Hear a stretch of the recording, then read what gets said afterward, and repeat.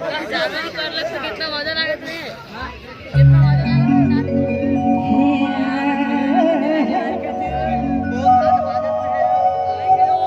बहुत ज्यादा आवत है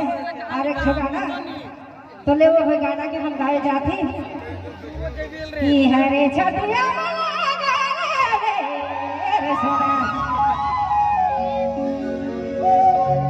हरे छतिया ओहो दोरो फोटो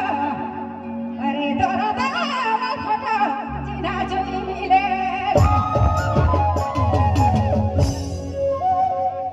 ये चुपे दिल में